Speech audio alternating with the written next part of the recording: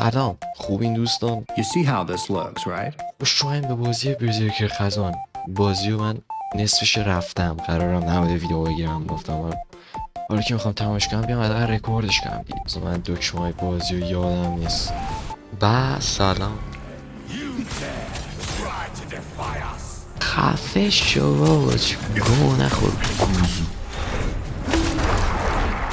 اوه یعنی فیز دوش نرسید. زهر مشکل من با این بازی اینه که وقتی استان میشه داج نمیده، همونجا اینکه بز وای میسه.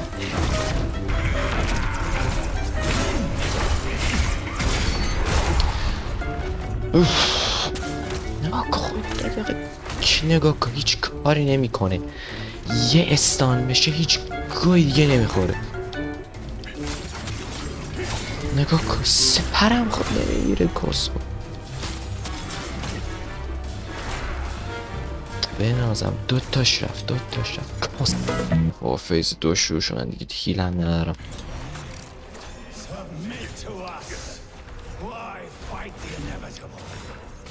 کی؟ بزن. آها رید اوه بنازم. ببین یه بار دیگه با همینا میرم، میرم چی بشه. اوه گریت سورد برده. من بدتر احساس میکنم، خیلی سنگینه یه گریت سورد.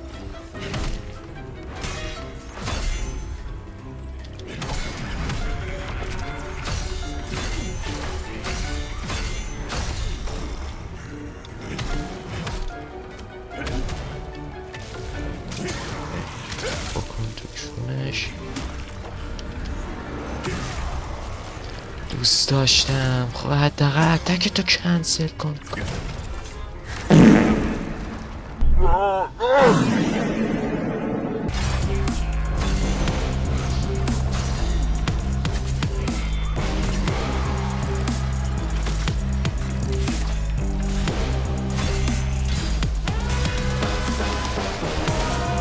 فاک.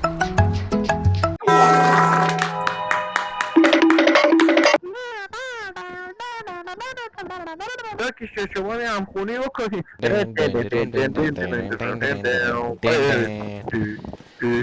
Damn.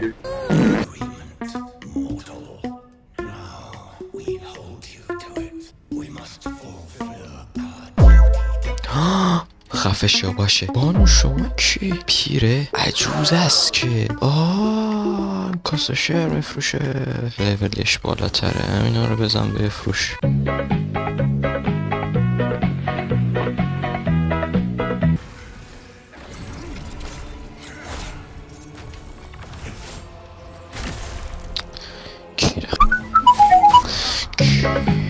وای دوباره شروع شد بدبختی به من دوباره شروع شد. وای آقا دوستان خدا حافظ.